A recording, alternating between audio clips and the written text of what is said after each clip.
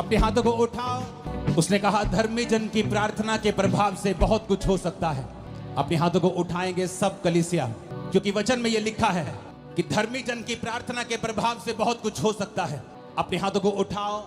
खुदाबंद आज मैं प्रार्थना करता हूं इन सब लोगों के लिए, और ये सब भी प्रार्थना करते हैं खुदाबंद तेरा पाक रूह आज हमें छुए।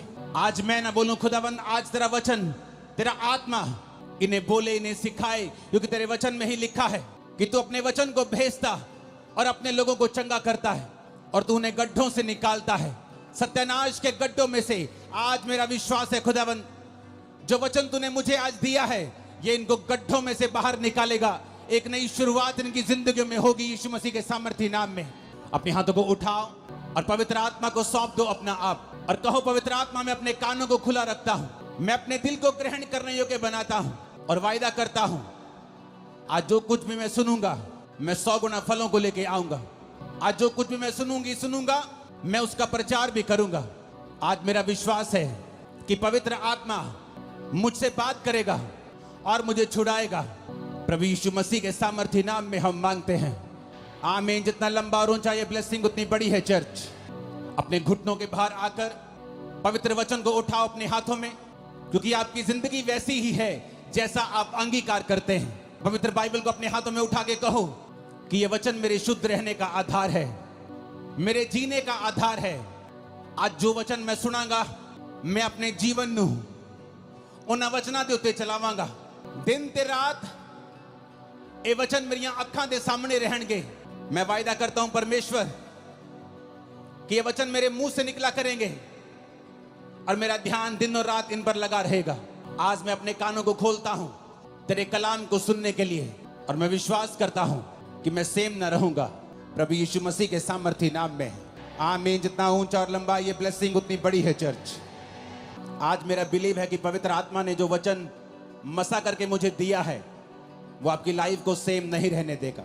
आज मेरा यह विश्वास है कि पवित्र आत्मा ने आपको जो वचन देना है वो आपकी लाइफ को सेम नहीं रहने देगा। याकूब 5 उसकी 16 से 20 आयत को मैं पढ़ूंगा। मैं क्यों चाहता हूं आपको वचन दूं आज। बाइबल कहती जब इजरायली लोग प्रार्थना कर रहे थे कि परमेश्वर हमें राजा की गुलामी से छुड़ा, क्योंकि वचन कहता है कि राजा ने उन्हें कठिन कठिन कामों से उनकी जिंदगी को दुखी कर दिया था, बोझ के नीचे उनकी जिंदगी को कर दिया था। और वचन कहता है कि वो परमेश्वर की भविष्यवाणी को याद करने लगे कि प्रभु ने कहा था कि 400 साल के बीतने के बाद मैं अपने लोगों को मिस्र से छुड़ा लूंगा। वो प्रार्थना करने लगे। जब 430 साल बीत गए, जब भविष्यवाणी पूरी नहीं हुई, क्योंकि वो नहीं जानते थे कि कोई भी भविष्यवाणी अपने आप पूरी नहीं होती जब तक आप उस भविष्यवाणी के विषय में प्रार्थना नहीं करते। इसलिए नए नियम में लिखा हुआ है कि भविष्यवाणियों को तुच्छ ना जाना जाए, और जो भविष्यवाणी तेरे विषय में की गई हैं उनके अनुसार तू एक अच्छी लड़ाई को लड़े। पौलुस ने अपने बेटे अपने स्पिरिचुअल संत मिथ्यू से यह कहा। इसका मतलब भविष्यवाणियां अपने आप पूरी नहीं होती जब तक कि उन भविष्यवाणियों के विषय में लड़ा ना जाए। और हमारी लड़ाई इंसानों से नहीं, किसी पार्टी से नहीं, किसी धर्म से नहीं, बल्कि शैतान से है। और हम परमेश्वर के सामने भी प्रार्थना में लड़ते हैं जिस तरह याकूब लड़ा था और जीत गया था। तो वचन कहता है कि हमें प्रार्थना करना जरूरी है, और उन भविष्यवाणियों के विषय में जो हमारे लिए की गई हैं उनके लिए भी हमें लड़ना जरूरी है, यानी प्रार्थना में फाइट करना जरूरी है। तो वचन कहता है कि जब वो फंस गए वहां पर, उन्होंने प्रार्थना करनी शुरू की। जब उन्होंने प्रार्थना करनी शुरू की तो परमेश्वर ने अपने दास को भेजा, उन्होंने मूसा को भेजा।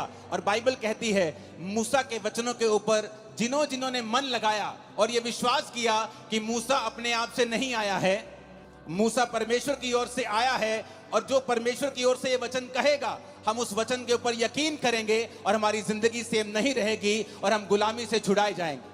वो गुलामी चाहे बीमारी की हो, वो गुलामी चाहे शैतान की हो, वो गुलामी चाहे मानसिक हो, डिप्रेशन की हो, वो गुलामी किसी भी तरह की हो सकती है आपकी लाइफ में। लेकिन वचन ये कहता है कि जब आप परमेश्वर के वचन को सुनते हैं और फैसला कर लेते हैं कि आज से मैं अपना दिल दिमाग परमेश्वर के वचनों के ऊपर लगाऊंगा, तो वचन कहता है वो गुलामी नहीं रहती। परमेश्वर आपको बंधनों से छुड़ाता है और गुलामी से छुड़ाता है। और उस वचन को जो उसने मूसा को दिया था और लोगों को छुड़ा लिया था, आज मेरा विश्वास है कि परमेश्वर जो वचन आपके लिए देने वाले हैं वो पूरी तरह से आपको और आपके परिवार को छुड़ा लेगा। इस मसीह जिंदगी में क्या सबसे ज्यादा जरूरी है?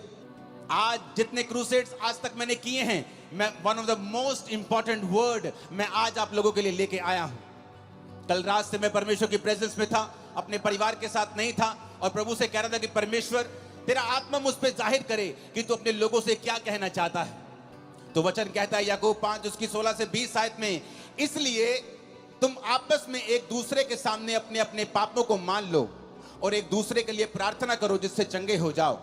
धर्मी जन की प्रार्थना के प्रभाव से बहुत कुछ हो सकता है। एलिया भी तो हमारे समान दुख सुख भोगी मनुष्य था, और उसने गिड़गिड़ाकर प्रार्थना की कि मेह ना बरसे, तो 3.5 साल बारिश यानी मेह नहीं बरसा। फिर उसने प्रार्थना की, आकाश से वर्षा हुई और भूमि फलवंत हुई। हे मेरे भाइयों, यदि तुम में से कोई सत्य के मार्ग से भटक जाए और कोई उसको फेर लाए, तो वह ये जान ले, जो किसी भटके हुए पापी को फेर लाएगा, हर एक प्राणी को उस प्राणी को वो मृत्यु से बचाएगा और उसके पापों के ऊपर वो पर्दा डालेगा। सब बोलो आमीन। एक डेविड नाम का व्यक्ति, जिसके अंदर इंडिया को बचाने का बोझ था, जब वो इंडिया में आया तो उसको भाषा नहीं आती थी, लेकिन वो एक बात जानता था कि वचन कहता है कि प्रार्थना के प्रभाव से बहुत कुछ हो सकता है। एलिया भी तो हमारे समान दुख और सुख भोगी मनुष्य था, क्योंकि जिनकी जिंदगियों से मिरेकल्स होते हैं या जिनकी लाइफ में मिरेकल होते हैं, लोगों को लगता है कि शायद ये आसमान से उतरा हुआ पुरुष है कोई, इसलिए इसके जब ये प्रचार करता है या ये प्रार्थना करता है, लंगड़े चलते हैं, शायद ये स्वर्ग से उतरा है। लेकिन वचन ये कहता है, क्या फर्क था एक आम व्यक्ति में और एक एलिया में? एलिया भी तुम्हारे समान दुख सुख भोगी मनुष्य था, यानी उसके जीवन में दुख भी आते थे, उसके जीवन में तुम्हारी तरह सुख भी आते थे, लेकिन बाइबल कहती है कि वो तुम्हारे समान हमारे समान दुख सुख भोगी मनुष्य था। लेकिन जब उसने प्रार्थना की कि मेह ना बरसे, तो मेह नहीं बरसा। जब वो परमेश्वर का दास डेविड इंडिया में आया, उसे भाषा नहीं आती थी। उसने कहा कोई बात नहीं, अगर मुझे भाषा नहीं आती तो परमेश्वर तो मेरी प्रार्थना को सुन सकता है। वो कबीले में गया जहां लोग उसके खिलाफ हो गए, वो प्रार्थना करने लगा और उसने अपना जीवन प्रार्थना वाला कर लिया और घुटनों पे आकर रोज घंटों घंटों वो प्रार्थना किया करता था। एक दिन उस कबीले वाले ने सोचा कि ये फॉरेनर हमारे धर्म को बदलने के लिए आया है, जबकि वो ये नहीं जानते थे कि प्रभु यीशु मसीह धर्म को बदलने के लिए नहीं, वो जीवन को बदलने के लिए आए थे। जब उसने लोगों ने देखा कि ये धर्म बदलने के लिए शायद आया है, तो बहुत से कबीले इकट्ठे होकर उसे मारने के लिए गए। जब उसे मारने के लिए गए, जहां जंगल में वो प्रार्थना कर रहा था, उसके सामने खड़े हो गए, और जब उसे मारने लगे तो सांप उन लोगों के सामने आ गए और सांपों ने उन लोगों को इस डेविड को मारने नहीं दिया। डेविड बहुत लंबा समय नहीं जिया, जल्दी खुदा के पास गया, लेकिन उसकी सेवकाई एक प्रार्थना की सेवकाई थी। और हिस्ट्री कहती है कि उस प्रार्थना के कारण जो उसने रोज रोज परमेश्वर के सामने की, परमेश्वर ने उस कबीले के ऊपर दया की और एक बड़ी बेदारी दी। आज वो सब लोग परमेश्वर में हैं, मसीह में हैं, सच्चाई को जान चुके हैं। जॉन हाइडी नाम का इंसान, जिसे जॉन हाइडी ऑफ इंडिया कहते हैं, जबकि वो इंडियन नहीं था, वो एक अमेरिकन इंसान था, और उसके अंदर एक बोझ पैदा होता है कि मैं जाऊंगा और जो लोग बचे नहीं हुए, जो लोग परमेश्वर में नहीं हैं, जो सच्चाई नहीं जानते, मैं जाऊंगा और उन लोगों को बचाऊंगा। लेकिन उसने प्रार्थना करनी शुरू की। रोज वो 14-14 घंटे वो प्रार्थना करता था। इतनी वो प्रार्थना करता था कि एक दिन जब वो बीमार हो गया, डॉक्टर के पास उसे लेके गए, तो डॉक्टर ने बताया कि आप एक जगह जैसे झुक के जब प्रार्थना करते हैं, आपने इतनी लंबी लंबी प्रार्थनाएं की हैं कि आपका हार्ट जो है वो शिफ्ट हो चुका है और अपनी जगह से थोड़ा दूर जा चुका है, इसलिए आप बीमार हैं। आपके हार्ट की थोड़ी पोजीशन जो है वो चेंज हुई है, आपकी बॉडी में इतने बदलाव हुए हैं। लेकिन डॉक्टरों के कहने के बावजूद भी वो प्रार्थना करता रहा, रोज प्रार्थना करता रहा, अपने घुटनों के ऊपर प्रार्थना करता रहा। और एक समय ऐसा आया कि परमेश्वर ने जिस इलाके में उसको भेजा था, उस इलाके में एक बेदारी शुरू हुई। लाखों लाखों करोड़ों लोग परमेश्वर में आने शुरू हुए। जब आज आप उन इलाकों में जाकर देखेंगे तो 100% 90% लोग मसीह में आ चुके हैं और परमेश्वर को ग्रहण कर चुके हैं। कारण क्या? एक व्यक्ति ने बाइबल के वचनों को समझा। उसने समझा कि एलिया भी हमारे समान दुख और सुख भोगी मनुष्य था, लेकिन उसने फैसला किया कि मैं प्रार्थना करूंगा। एलिया कहां नजर आता है? एलिया कहीं नजर नहीं आता बाइबल में एकदम से आपको। वो कहीं ऐसा नहीं है कि बाइबल में जब पहला राजा की पुस्तक शुरू होती है दाऊद का जिक्र होता है। दाऊद के बाद पहले शाऊल राजा बनता है, उसके बाद दाऊद राजा बनता है, फिर सुलेमान राजा बनता है, सुलेमान के बाद उसके बेटे राजा बनते हैं, उसके पोते पड़पोते राजा बनते हैं, परमेश्वर में खड़े नहीं रहते, वो गिर जाते हैं। तब तक भी एलिया का जिक्र नहीं आता। लेकिन जब बाइबल कहती है पहला राजा 17 में जब एलिया का जिक्र आता है, पहला राजाओं 17 उसकी 1 से 6, तिशबी एलिया जो गिलाद के परदेशियों में से था, उसने अहाब से कहा। अहाब भी इजराइल का राजा था जिसने इजाबेल से शादी कर ली थी और वो सब कुछ परमेश्वर के वचन के विरोध में कर रहा था और परमेश्वर से खुश नहीं था। वचन कहता है कि एलिया एकदम से पहला राजा उस 17 में प्रकट होता है।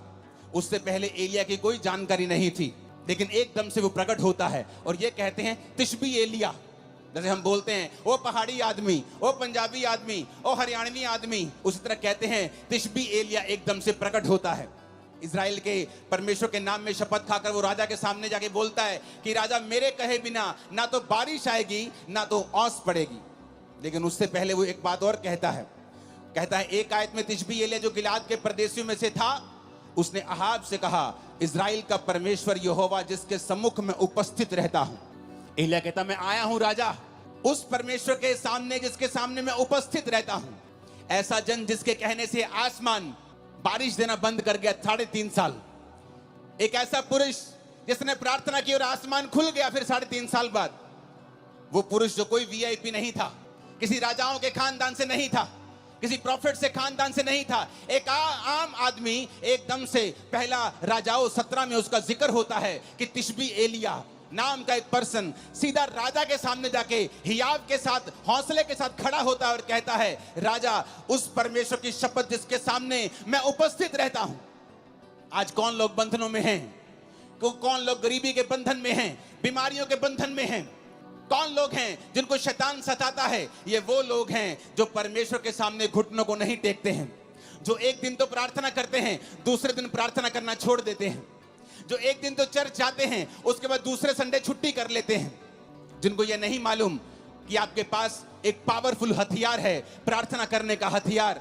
आपके पास अधिकार है, आपके प्रार्थना के प्रभाव से बाइबल कहती है बहुत कुछ हो सकता है। लेकिन आज शैतान ने विश्वासियों को भटका दिया है। आपका फोन आपकी प्रार्थना का स्थान ले चुका है।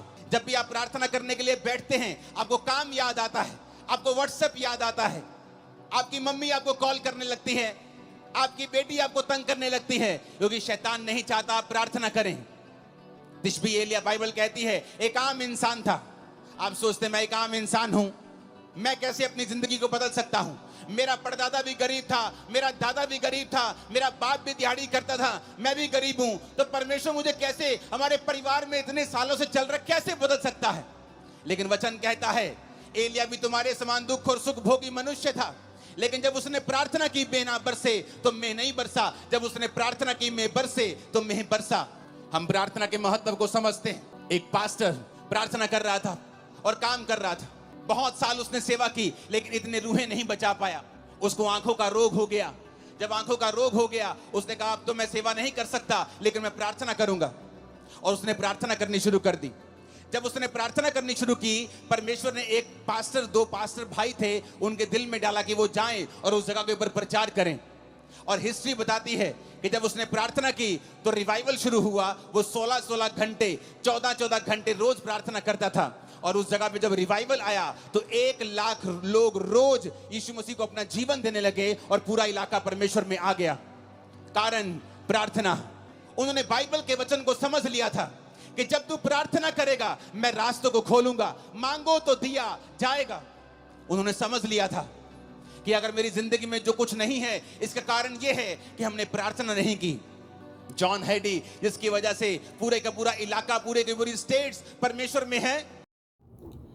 आप सभी को जय मसीह की दोस्तों, मेरा नाम है रोहित कुमार। दोस्तों आप देख रहे हैं सच्ची और भक्ति चैनल में आप सभी का स्वागत करता हूं। दोस्तों आप सभी लोगों के बीच में लेके आ चुका हूं। दोस्तों आपने वीडियो के पहले देखा होगा अंकुर नरूला जी की प्रार्थना। दोस्तों अंकुर नरूला जी की प्रार्थना आपने देखा होगा, वो हमारे जीवन के लिए बहुत ही इम्पोर्टेंट है। और जितने सभी मसीह भाई बहन हैं सभी लोगों से कहना चाहता हूँ आप लोग पहले इस प्रार्थना को फुल सुनो, क्योंकि मेरे प्रियो ये प्रार्थना आपके लिए बहुत ही लाभदायक हो सकती है।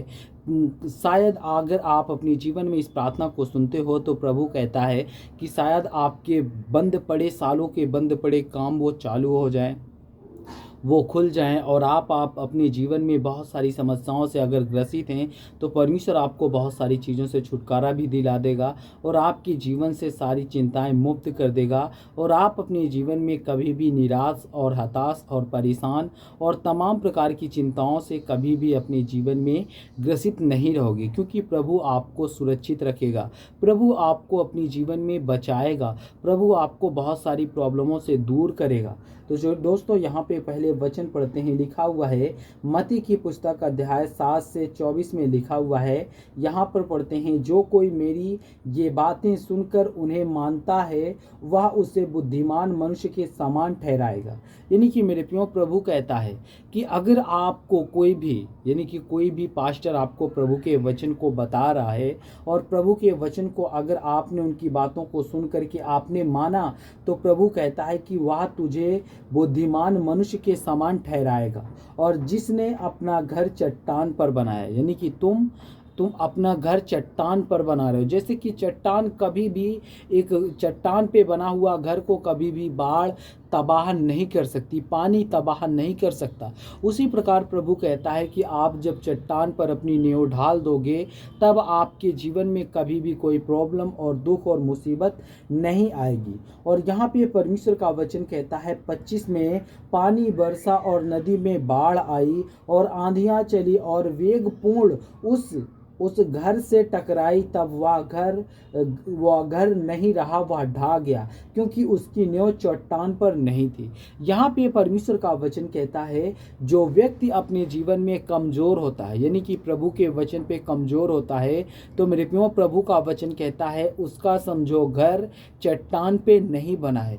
वो किसी भी समय वो अपने जीवन में बहुत सारी समस्याओं को लेकर के ढहा जाएगा, यानी कि दुख और तकलीफ में आ जाएगा। लेकिन प्रभु कहता है जब आप विश्वास करोगे, परमेश्वर के वचन के तहत चलोगे, तो प्रभु आपको कभी भी अनेक प्रकार की समस्याओं में और अनेक प्रकार की दिक्कतों में नहीं आने देगा। और दोस्तों यहाँ पे परमेश्वर का वचन कहता है 26 में पढ़ते हैं, जो मेरी ये बातें सुनता है किंतु उन पर नहीं चलता और वह उस मूर्ख के श्रद्ध से है जिसने बालू पर अपना घर बनाया। यानी कि जो आज अपने जीवन में प्रभु के वचन पर विश्वास नहीं कर रहे, जो आज अपने जीवन में प्रभु के वचन के तहत चल नहीं रहे, तो मेरे प्रियो प्रभु का वचन कहता है आप लोग अपने जीवन में अपना घर बालू पे बना रहे हो। यानी कि बालू पे बनाने का मतलब आप कभी भी आपके जीवन में बाढ़ आ सकता है और आपका घर ढा सकता है। इसीलिए मेरे प्रियो इसी प्रकार हमें अपने जीवन में इन सभी बातों को ध्यान रखते हुए, मद्देनजर रखते हुए हमें अपने जीवन को व्यतीत करना चाहिए, क्योंकि इसके लिए प्रभु ने हमें इस बात को व्यतीत किया है। और परमेश्वर का वचन कहता है पानी बरसा और नदियों में बाढ़ आई और आंधियाँ चली और उस घर से टकराई और वह घर ढा गया और उस घर का सर्वनाश हो गया। यानी कि वो घर जो चट्टान पे नहीं बना था, वो घर बालू पे बना था और वो घर क्या हो गया, बर्बाद हो गया। ठीक उसी प्रकार अगर हम अपने नींव को मजबूत नहीं करते तो उसी प्रकार हमारा भी जीवन एक घर की तरीके नष्ट हो जाएगा। परमेश्वर ने हमें उदाहरण दिया है और परमेश्वर का वचन कहता है जब यीशु ने अपना यह उद्देश्य समाप्त किया तब जनसमूह उसकी सुरक्षा सुन करके आश्चर्यचकित रह सके। यानी कि प्रभु का वचन कहता है जब यीशु ने अपना यह उद्देश्य समाप्त किया तब जन समूह उसकी क्या करें, उसकी शिक्षा सुनकर आश्चर्यचकित रह गए इस बात को सुन करके, क्योंकि मेरे प्रियो ये बात बहुत ही इम्पोर्टेंट थी। और आज उन सभी मसीह भाई बहनों के लिए बात मैं बता रहा हूँ कि अगर आप लोग अपने जीवन में इस बात को व्यतीत करते हो, परमेश्वर के वचन के तहत चलते हो, तो प्रभु कहता है कि मैं तुम्हारे जीवन में कभी भी कोई समस्या, कभी भी कोई प्रॉब्लम या कभी भी कोई दिक्कत नहीं आने दूंगा। तो जितने मेरे मसीह भाई बहन हैं आप सभी को जय मसीह की दोस्तों। God bless you all of you, आमीन। नेक्स्ट वीडियो मिलता हूँ दोस्तों।